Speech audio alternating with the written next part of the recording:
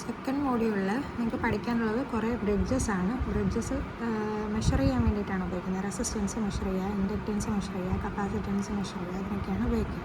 ഇപ്പോൾ റെസിസ്റ്റൻസിന് ആദ്യം resistance measurement പറയാം. അപ്പോൾ റെസിസ്റ്റൻസിനെ മെയിനായിട്ട് മൂന്നായിട്ട് ക്ലാസിഫൈ ചെയ്യാം: low resistance, medium resistance, high resistance. Low resistance എന്ന് പറയുമ്പോൾ 1 ഓമിൽ താഴെയുള്ള റെസിസ്റ്റൻസ്. മീഡിയം റെസിസ്റ്റൻസ് എന്ന് പറയുമ്പോൾ 1 ഓമിനും 100 കിലോ ഓമിനും ഇടയിലുള്ള റെസിസ്റ്റൻസ്. ഹൈ റെസിസ്റ്റൻസ് എന്ന് പറയുന്നത് എബോവ് 100 കിലോ ഓം ആണ് ഹൈ റെസിസ്റ്റൻസ്. ഓക്കെ, അപ്പോൾ മീഡിയം റെസിസ്റ്റൻസ് മെഷർമെൻറ്റിന് ഉപയോഗിക്കുന്നതാണ് വീസ്റ്റൺസ് ബ്രിഡ്ജ്. ഇതാണ് വീസ്റ്റൺസ് ബ്രിഡ്ജ്. ഈ പടം വരയ്ക്കാനായിട്ട് പഠിക്കാം. ഓക്കെ, അപ്പോൾ ഇതിൻ്റെ പ്രത്യേകത എന്ന് പറയുന്നത് ഇതിനകത്തൊരു അൺനോൺ റെസിസ്റ്റൻസ്, അറിയാത്തൊരു റെസിസ്റ്റൻസ് R4 ഉണ്ടെങ്കിൽ അതിനെ നമുക്ക് കണ്ടുപിടിക്കാൻ പറ്റും ബൈ ബാലൻസിങ്. ഈ പറഞ്ഞ ബാക്കിയുള്ള റെസിസ്റ്റൻസിനെ എല്ലാം കൂടി ബാലൻസ് ചെയ്തുകൊണ്ട്, ബ്രിഡ്ജിനെ ബാലൻസ് ചെയ്തുകൊണ്ട്. അപ്പോൾ ബ്രിഡ്ജ് ബാലൻസ് ആവുന്ന എപ്പോഴായിരിക്കും? ഈ ഗാൽവനോമീറ്ററിനകത്ത് സീറോ കാണിക്കുന്ന സമയത്താണ്. അതിന് നൾ ഡിഫ്ലക്ഷൻ എന്ന് പറയും.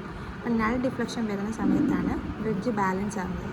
ആ ബ്രിഡ്ജ് ബാലൻസ് ആവുന്ന സമയത്തുള്ള റെസിസ്റ്റൻസ് R4 നമ്മൾ കണ്ടുപിടിക്കുകയാണ് ചെയ്യുന്നത്. ഓക്കെ, അപ്പോൾ ഇതിനകത്ത് R1ഉം R2 എന്ന് പറയുന്നത് റേഷ്യോ ആംസും, R3 എന്ന് പറയുന്ന ഒരു സ്റ്റാൻഡേർഡ് റെസിസ്റ്റൻസും, R4 എന്ന് പറയുന്നത് അൺനോൺ റെസിസ്റ്റൻസുമാണ്. അപ്പോൾ നമുക്ക് ഇതിനെക്കുറിച്ച് എങ്ങനെ എഴുതാം? വീസ്റ്റൺസ് ബ്രിഡ്ജ് അല്ലെങ്കിൽ is electrical circuit used to measure the unknown resistance. Okay, it is used to measure the medium resistance. Medium resistance measure ചെയ്യാനാണ് ഉപയോഗിക്കുന്നത്. ഇറ്റ് കൺസിസ്റ്റ് ഓഫ് 4 റെസിസ്റ്റൻസ് അല്ലേ, 4 റെസിസ്റ്റൻസ് ഉണ്ട്. കൺസിസ്റ്റ് ഓഫ് 4 റെസിസ്റ്റൻസ് ആംസ് എന്ന് വേണമെങ്കിൽ പറയാം. Okay, and R1 and R2 is known as the ratio arms, and R3 is the standard resistance, R4 is the unknown resistance. ഇനി ratio ആംസിനെയും standard റെസിസ്റ്റൻസിനെയും വെച്ചുകൊണ്ടാണ് നമ്മൾ ഈ unknown റെസിസ്റ്റൻസിനെ കണ്ടുപിടിക്കുന്നത്. When the bridge is balanced, no current will flow through the galvanometer, which is known as the null deflection. The galvanometer will show zero കാണിക്കും. Okay, ഇത്ര എഴുതുക. അതിനുശേഷം എന്ത് എഴുതുക? ഓക്കെ, ഒരു കാര്യം കൂടി പറയട്ടെ. ഇവിടെ നിന്ന് വരുന്ന കറണ്ട് ഇവിടെ എത്തിയിട്ട് രണ്ടായിട്ട് സ്പ്ലിറ്റ് ആയിപ്പോവും. R1ൽ കൂടെ പോകുന്ന കറണ്ടിനെ I1 എന്നും R4ൽ കൂടെ പോകുന്ന കറണ്ടിനെ I4 എന്നും പറയും. ഓക്കെ, ഇങ്ങോട്ട് വരുന്ന കറണ്ട് I4 ആണ്. അപ്പോൾ എന്ത് ചെയ്യും? ഇതുവഴി ആ I4 എന്ന് പറയുന്ന കറണ്ടാണ് ഇതിലെ കൂടെയും പോണത്. I1 എന്ന് പറയുന്ന കറണ്ടാണ് ഇതിലെ കൂടെയും പോണത് അല്ലേ. അപ്പോൾ I1 = I2, I3 = I4.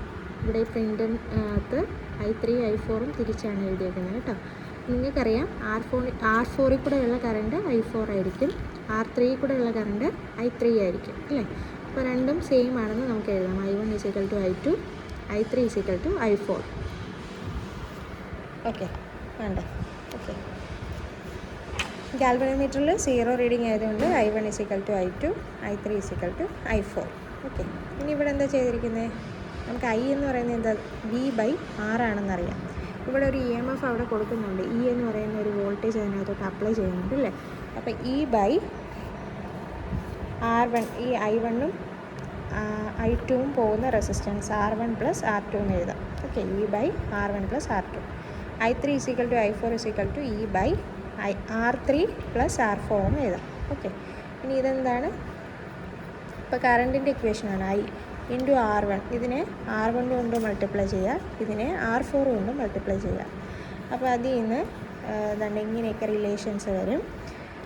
ഇങ്ങനെയൊന്നും നിങ്ങൾക്ക് എഴുതാൻ പറ്റിയില്ലെങ്കിൽ ഇത്ര എഴുതിയിട്ട് പിന്നെ അതിന് ശേഷം നമുക്കിതാ ഇങ്ങനെ എഴുതാം: R1/R4 = R2/R3. ഇവിടെ വരെയുള്ള സ്റ്റെപ്പ് നിങ്ങൾക്ക് കണക്ട് ചെയ്ത് എഴുതാൻ പറ്റും. Okay, I1 = I2 = E/R1 + R2. അതുപോലെ 1ഉം 2ഉം നോക്കിയാൽ മതി. R1 + R2, ഇവിടെ R3 + R4. ഓക്കെ, ഒരു പ്രാവശ്യമെങ്കിലും എഴുതി നോക്കണം, അല്ലെങ്കിൽ മറന്നു പോകും കേട്ടോ. അപ്പോൾ എന്ത് ചെയ്യുക? ഇത്ര എഴുതിയതിന് ശേഷം ഇവിടെ R1 കൊണ്ട് മൾട്ടിപ്ലൈ ചെയ്യുന്നു, ഇവിടെ R4 കൊണ്ട് മൾട്ടിപ്ലൈ ചെയ്യുന്നു. ഓക്കെ, ഇത്ര എഴുതി നിർത്തുക. അതിനുശേഷം ഇങ്ങനെ എഴുതിയാൽ മതി: R1/R4 = R2/R3. അത് ബ്രിഡ്ജ് എന്ന് പറയുകയാണെങ്കിൽ തിരിഞ്ഞു പോകാതിരിക്കാൻ വേണ്ടി പറയുകയാണെങ്കിൽ നമുക്കറിയാം ഇവിടുത്തെ ഈ ബ്രാഞ്ചുമായിട്ടാണ് എടുക്കുന്നത്. R1/R4 = R2/R3. ഓക്കെ, ഇങ്ങോട്ട് പറയാം: R1/R4 = R2/R3. ഓക്കെ, അതാണ് ഇവിടെ എഴുതിയിരിക്കുന്നത്. R1/R4 = R2/R3. ഇതിൽ നിന്ന് നമുക്ക് R4 എന്ന് പറയുന്ന റെസിസ്റ്റൻസ് ആണ് വേണ്ടത്. ഓക്കെ, അപ്പോൾ ഇതിനെ ക്രോസ് മൾട്ടിപ്ലൈ ചെയ്ത് കഴിഞ്ഞാൽ എന്ത് വരും? R1 × R3 = R4 × R2 എന്ന് എഴുതാം അല്ലേ? അതിൽ നിന്ന് R1ൻ്റെ റിലേഷൻ R4 നമുക്ക് കണ്ടുപിടിക്കേണ്ടത് R4ൻ്റെ റിലേഷൻ നമുക്ക് എഴുതാം. R4 = R1 × R3 / R2. Okay, ഈ റിലേഷൻ എഴുതിയിട്ട് ഇതിൽ നിന്ന് R4ൻ്റെ ഇക്വേഷൻ എഴുതിയാൽ മതി. ഇതൊന്നുകൂടി എഴുതുകയാണെങ്കിൽ ക്രോസ് മൾട്ടിപ്ലൈ ചെയ്ത് എഴുതുകയാണെങ്കിൽ അങ്ങനെ എഴുതാം. ക്രോസ് മൾട്ടിപ്ലൈ ചെയ്ത് എഴുതുകയാണെങ്കിൽ R1 × R3 = R2 × R4. Okay, പിന്നെ R4 എടുക്കണം അല്ലേ? അപ്പോൾ ഇത് രണ്ടും ഇവിടെ തന്നെ ഇട്ടിരുന്നാൽ മതി. R1 × R3 / R2. ഇതാണ് അൺനോൺ റെസിസ്റ്റൻസ് കണ്ടുപിടിക്കാനുള്ള ആ ഒരു റിലേഷൻ. ഇത്ര എഴുതിയാൽ മതി റെസിസ്റ്റൻസ് പ്ലഗിനെ കുറിച്ച് ചോദിക്കാമെങ്കിൽ. ഫിഗർ മസ്റ്റാണ് കേട്ടോ.